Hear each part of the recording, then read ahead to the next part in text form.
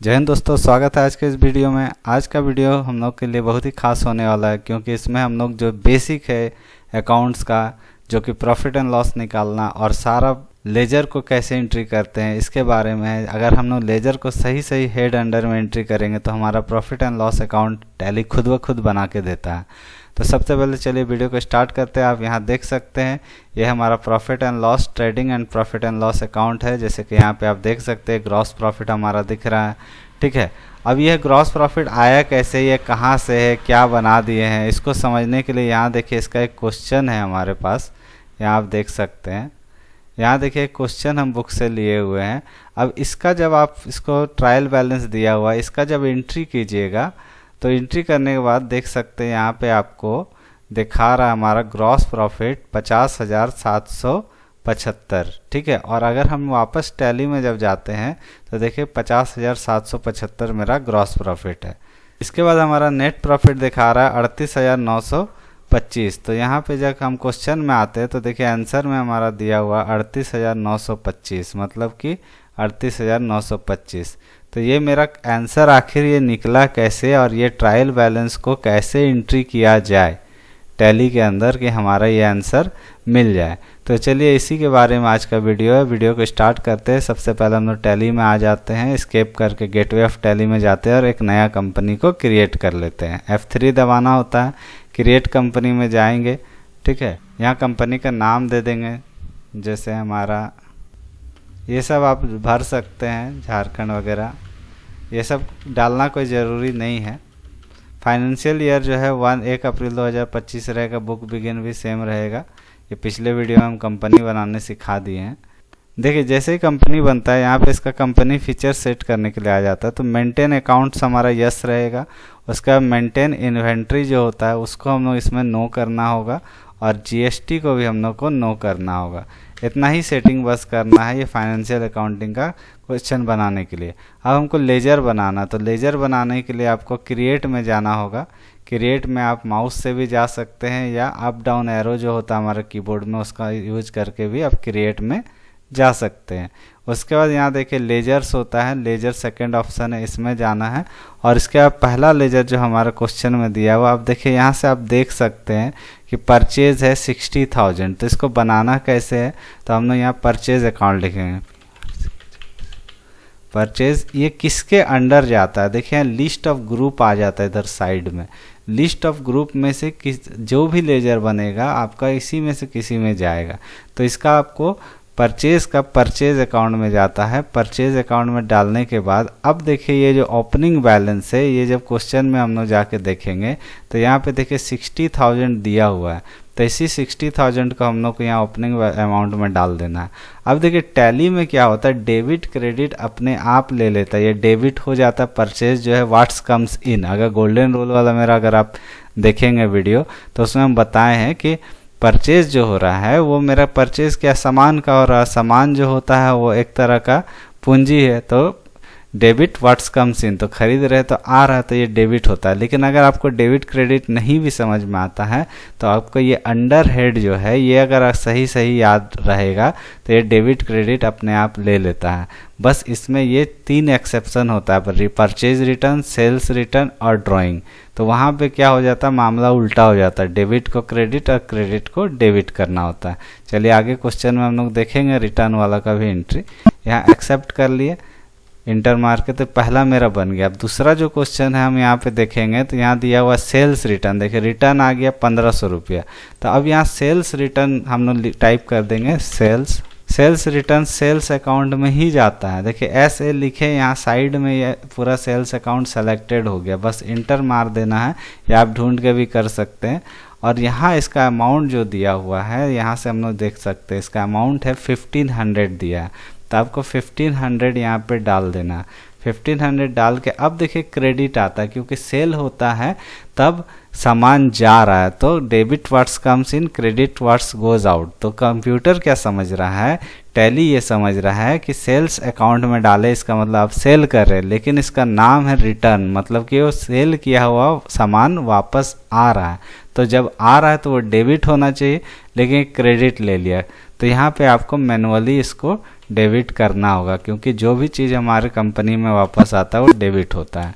ठीक है, उसका नेक्स्ट हमारा जब जाके देखेंगे इसमें सेल्स के बाद अब हमारा प्लांट एंड मशीनरी है। ये देखिए 90,000 दिया हुआ है, तो हम लोग प्लांट एंड मशीनरी लिखेंगे। प्लांट एंड मशीनरी किस में आता है? ये फिक्स एसेट होता है। देखिए एसेट क्या होता है, ये हम बताए थे पिछला वीडियो में, मेरा जाके देखिएगा। जिस भी चीज़ को हम लोग रीसेल वैल्यू होता है, जिसको कंपनी ऑन करता है, जो एक फाइनेंशियल पीरियड से दूसरे फाइनेंशियल पीरियड तक चलता है। जैसे मेरा प्लांट या फैक्ट्री या मशीन है, वो आज खरीदे हैं, 4 साल बाद भी चलेगा, 4 साल बाद बिक भी जाएगा। तो जो बिक जाता है, जिससे कुछ हम लोग को पैसा इनकम हो जाए बेचने पे, उसको एसेट बोलते हैं। और इसका हमारा जो अमाउंट था वो हम लोग यहाँ पे देखिए देख लेते हैं कितना अमाउंट था। तो हमारा अमाउंट था 90,000। ठीक है, तो हम लोग यहाँ 90,000 डाल देना है। तो ये एसेट भी हमारा डेबिट ही होता है। ठीक है, उसके बाद नेक्स्ट हमारा जो दिया हुआ है, इसमें हम लोग ओपनिंग स्टॉक है। तो ओपनिंग स्टॉक मतलब जब आप दुकान खोले तो आपके पास कुछ सामान अगर होगा 1 अप्रैल को, तो उसी को ओपनिंग स्टॉक बोलते हैं। मतलब पिछले साल का बचा हुआ सामान। ठीक है, तो पूरा का पूरा दुकान तो खाली नहीं हो जाएगा। 31 मार्च को जब ईयर एंड होता है, तो 1 अप्रैल को जब नया ईयर स्टार्ट हुआ, तो कुछ दुकान में सामान रहता है। ठीक है, या फैक्ट्री में कुछ सामान रहता है, तो उसी को हम लोग ओपनिंग स्टॉक बोलते हैं। ये हमारा स्टॉक इन हैंड में जाता है, देख सकते हैं यहाँ स्टॉक इन हैंड में जाता है। और ये भी एक एसेट ही होता है। और इसका अमाउंट जो दिया हुआ है हमारा, यहाँ देख लीजिए, ये 40,000 दिया हुआ है। इसी अमाउंट को हम एंट्री कर रहे हैं, 40,000 आपको यहाँ डालना है, ये डेबिट ही होगा। नेक्स्ट हमारा जो है यहाँ से देखेंगे, उसके बाद है हमारा डिस्काउंट अलाउड। मतलब हम लोग डिस्काउंट दे रहे हैं 350 रुपये का। तो डिस्काउंट हम किसी को भी दे रहे हैं, तो मेरा तो खर्च ही हो रहा है। तो हम लोग जब किसी को कुछ दे रहे हैं तो मेरा खर्च हो रहा है, मतलब ये एक्सपेंस है। अब एक्सपेंस भी 2 तरह का होता है। ठीक है, एक डायरेक्ट एक्सपेंस होता है, एक इनडायरेक्ट एक्सपेंस होता है। तो आपका इनडायरेक्ट एक्सपेंस, देखिए डायरेक्ट और इनडायरेक्ट एक्सपेंस में डिफरेंस यही होता है कि जो प्रोडक्शन से डायरेक्ट रिलेटेड होता है, मतलब फैक्ट्री का जो खर्च होता है, या सामान बनाने से पहले उसको लाना, या फैक्ट्री में तैयार करना, या वर्कर को पैसा देना, या रॉ मटेरियल का भाड़ा देना, ये सारा डायरेक्ट एक्सपेंस में आता है। माल बनने के बाद, प्रोडक्ट गुड मेरा तैयार होने के बाद जो भी खर्च होता है, उससे हम इनडायरेक्ट एक्सपेंस बोलते हैं। तो डिस्काउंट अलाउड जो है वो मेरा इनडायरेक्ट एक्सपेंस है, क्योंकि सामान बन चुका है, उसके बाद जब बेचेंगे तब ना डिस्काउंट देंगे। इसका अमाउंट कितना था हमारा, एक बार देख लेते हैं, 350 रुपया। तो हम लोग 350 डाल देंगे। खर्च है तो all expenses are debit and all loss expenses debit होता है, और ऑल इनकम क्रेडिट होता है। ये भी गोल्डन रूल का नियम है। उसका नेक्स्ट हमारा जो आते हैं, इसमें हमारा दिया हुआ है बैंक चार्जेस। तो 100 रुपया बैंक चार्जेस है। तो बैंक, ये देखिए बैंक अकाउंट में नहीं जाएगा, ये आपका इनडायरेक्ट एक्सपेंस है, क्योंकि बैंक तो आपका पैसा खा लिया। ठीक है, तो ये हमारा इनडायरेक्ट एक्सपेंस है, इनडायरेक्ट एक्सपेंस में देंगे। और ये 100 रुपीज़ था, इसको भी डेबिट में डाल दिया, एक्सेप्ट हो गया। नेक्स्ट हमारा है बैंक चार्जेस हो गया। सेंड्री डेप्टर्स, ठीक है, तो ये देनदार होता है जिससे हम पैसा पाएंगे, सेंड्री डेप्टर्स बोलते हैं, या सेंड्री डेटर्स भी पढ़ते हैं। ठीक है, तो अब यहाँ ये किस में जाएगा, ये भी सेंड्री डेटर्स में ही जाता है। तो ये याद रखना, सेंड्री डेटर्स में ही जाता है। इसका जो अमाउंट दिया हुआ है वो हमारा देख लेते हैं हम लोग कितना दिया है अमाउंट। तो अमाउंट हमारा दिया हुआ है 45,000 रुपया। तो यहाँ पे 45,000 आपको डाल देना है। ये सब डेट पूछ रहा है, तो सब डालने का भी ज़रूरत नहीं है। नेक्स्ट हमारा है सैलरीज। सैलरीज देखिए 7,000 है। तो सैलरी जो ऑफिस में देते हैं उसी को बोलते हैं वेतन है। तो ये सैलरीज जो होता है ये भी इनडायरेक्ट एक्सपेंस है, क्योंकि ये प्रोडक्शन से कोई लेना देना नहीं है, ऑफिस का काम होता है। आपका सामान बने चाहे नहीं बने, सैलरी फिक्स होता है, वो देना ही पड़ेगा। तो इसका जो पैसा होता है वो हमारा 7,000 हम लोग देखे थे, 7,000 डाल देना है। ठीक है, उसके बाद नेक्स्ट हमारा आता है सैलरी के बाद आता है वेजेस। वेजेस हमारा 10,000 है। तो वेजेस क्या मजदूर को देते हैं, ये फैक्ट्री का खर्च है। ठीक है, तो देखिए सैलरी ऑफिस का इसीलिए इनडायरेक्ट है, लेकिन वेजेस फैक्ट्री का है, मतलब काम करेगा, दैनिक मजदूरी बोलते हैं, मतलब काम हुआ तो पैसा देना, काम नहीं हुआ तो नहीं देना, इसीलिए डायरेक्ट एक्सपेंस में आता है। और इसका अमाउंट जो दिया हुआ है हमारा, दिया हुआ 10,000, तो हमको यहाँ 10,000 एंट्री कर देना है। नेक्स्ट हमारा देखते हैं क्या है, वेजेस के बाद फ्राइट्स इन। देखिए आवक भाड़ा, मतलब माल लाने में जो भाड़ा लगा, फ्राइट्स इन, तो इन का मतलब लाने में लगा, तो ये डायरेक्ट एक्सपेंस है। क्यों डायरेक्ट एक्सपेंस है, क्योंकि देखिए रॉ मटेरियल लाने में आपको खर्च हो रहा है।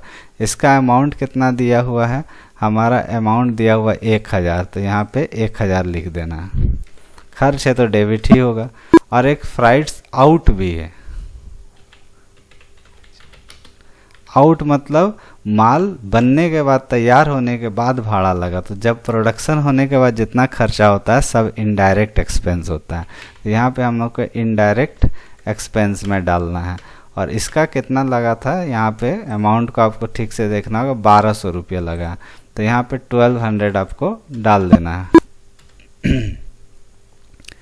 नेक्स्ट हमारा आता है रेंट रेट्स एंड टैक्सेस। तो रेंट रेट एंड टैक्सेस जो है, rent comma rate and taxes, ये भी इनडायरेक्ट एक्सपेंस होता है, क्योंकि इसका प्रोडक्शन से कोई लेना देना नहीं है। इसका अमाउंट कितना दिया हुआ हमारा, तो इसका अमाउंट दिया हुआ 2,000, तो 2,000 हम लोग को यहाँ पे एंट्री कर देना है। ठीक है, उसके बाद नेक्स्ट हमारा जो दिया हुआ है वो है एडवर्टाइजमेंट, मतलब विज्ञापन। तो एडवर्टाइजमेंट करने से प्रोडक्शन तो होता नहीं है, तो ये भी इनडायरेक्ट है। एडवर्टाइजमेंट भी इनडायरेक्ट एक्सपेंस। देखिए लिया हुआ तो उसको चेंज करने की ज़रूरत नहीं है। और इसमें जो पैसा है वो आपको ठीक से देख के लिखना है, 2,000 रुपया, तो यहाँ पे 2,000 रुपया आपको डाल देना है। ठीक है, उसके बाद नेक्स्ट हमारा जो दिया हुआ है कैश एट बैंक। देखिए बैंक में पैसा है, मतलब कैश एट बैंक का मतलब बैंक में कैसा पैसा है। तो बैंक में पैसा कहाँ रखते हैं, तो बैंक अकाउंट में रखते हैं, तो ये बैंक अकाउंट लेना होगा। अब देखिए यहाँ क्या होता है, अकाउंट होल्डर नेम होता है, अकाउंट नंबर होता है, IFSC कोड होता है, स्विफ्ट कोड होता है, ये सब आप डाल सकते हैं। लिखा गया पढ़ने के लिए अभी फ़िलहाल में इसको खाली भी छोड़ देंगे। और यहाँ 7,000 रुपया हमारा था अमाउंट, इसको डाल दिए। तो अब देखिए यहाँ इसका टोटल दिखा रहा है 2,67,150, और यहाँ क्वेश्चन में देखिए इसका टोटल किया 2,67,150, मतलब ये सारा एंट्री मेरा सही हो गया। अब इधर राइट साइड में देखिए हमारा एंट्री है, कैपिटल है, सेल्स है, इसको भी हम कर लेते हैं तुरंत। तो इसके लिए पहला कैपिटल है, तो कैपिटल क्या होता है, कैपिटल अकाउंट में ही जाता है, क्योंकि ये पूंजी है, तो पूंजी भी एक तरह का लायबिलिटी है। अब इसमें जो अमाउंट दिया हुआ है उसको आपको देखना है। देखिए ये सब क्रेडिट में आएगा, 1,13,075 रुपया, मतलब 1,13,075। ठीक है, तो देख लेते हैं, हम अमाउंट को मिला लेते हैं, 1,13,075। ठीक है, 1,13,075। ठीक है, इसको क्रेडिट में आएगा, इसको एक्सेप्ट कर लेंगे। उसके बाद नेक्स्ट हमारा जो दिया हुआ है ये सेल्स है, तो सेल्स आपको लिखना होगा। सेल्स ही अकाउंट में जाता है, तो इसमें कुछ नहीं टेंशन है, सेल्स में जाता है, परचेज में जाता है। इसका जो अमाउंट दिया हुआ है 1,27,000 दिया हुआ, तो उसको आपको 1,27,000 का एंट्री कर देना, ये क्रेडिट आएगा। उसके बाद नेक्स्ट हमारा जो दिया हुआ है वो हमारा दिया परचेज रिटर्न। देखिए फिर से रिटर्न आ गया, परचेज रिटर्न जो है वो परचेज अकाउंट में जाता है। और यहाँ टैली इसको समझेगा कि परचेज हो रहा है, तो इसका जो अमाउंट है 1,275, तो ये 1,275 को वो डेबिट समझेगा, लेकिन क्योंकि रिटर्न हो रहा है तो वो माल वापस आ जा रहा है, जो हम वापस कर रहे हैं, तो हमारे यहाँ से जा रहा है, तो डेबिट तब होता अगर मेरे पास आता, लेकिन रिटर्न कर दे रहे हैं मतलब जा रहा, तो इसीलिए CR करना होगा क्रेडिट। तो ये एक्सेप्शन है, रिटर्न वाला में करना होता है चेंज।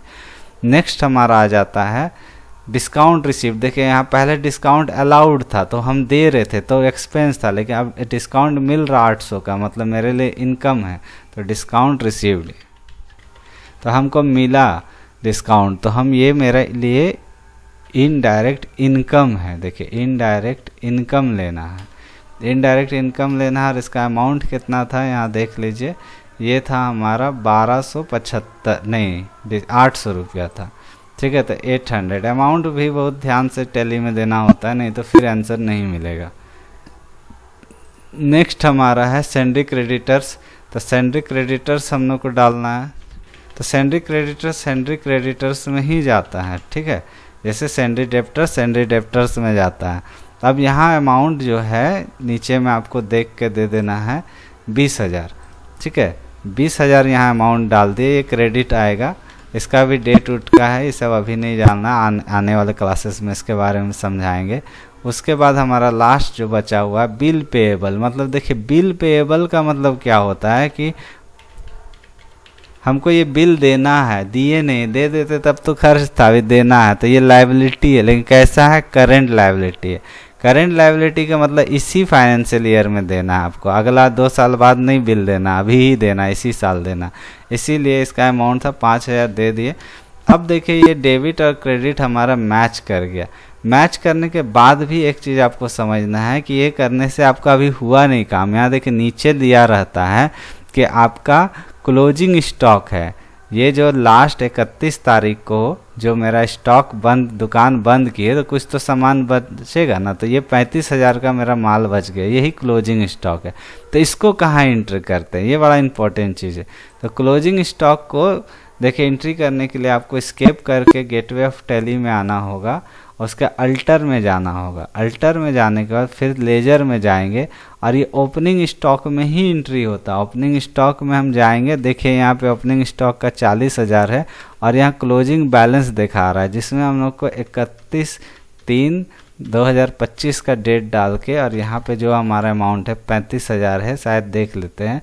35,000 देखिए यहाँ दिया हुआ है, 35,000 का हम लोग एंट्री करके एक्सेप्ट कर लेना है, ठीक है। ये सारा एंट्री हो गया। अब है profit and loss account, trading account कैसे देखेंगे। तो इसके लिए आपको स्केप करके गेटवे ऑफ टैली में आना है।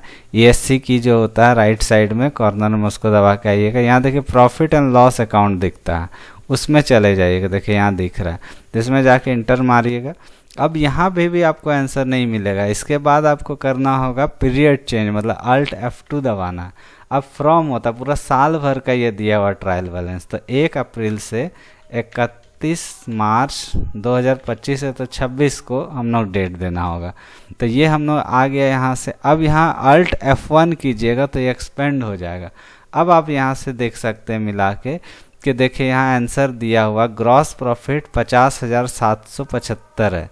देखिए ग्रॉस प्रॉफिट 50,775 मेरा आ गया। उसके बाद नेट प्रॉफिट जो होता है, नेट प्रॉफिट हमारा 38,925 है। तो यहाँ नेट प्रॉफिट जो है 38,925 है। तो ये क्या होता है, ये ट्रेडिंग अकाउंट है और ये profit and loss PL account है, ठीक है। तो यहाँ पे हमारा इस तरह से ये आंसर मिल गया। तो होप आप लोगों को ये जो भी हम बताएं आज का क्लास में वो सारा चीज़ को क्लियरली समझ में आया। और इसमें हेड अंडर भी इम्पोर्टेंट होता है, और अमाउंट को एंट्री करके इस तरह से बना सकते हैं। तो ये हमारा परफेक्ट हो गया कि हम सही बनाए हैं, बुक से आंसर मेरा मिल गया। तो होप आप लोगों को ये चीज़ समझ में आया। अगर समझ में आया तो मेरे चैनल को सब्सक्राइब कीजिए, वीडियो को लाइक कीजिए, शेयर कीजिए। Thank you.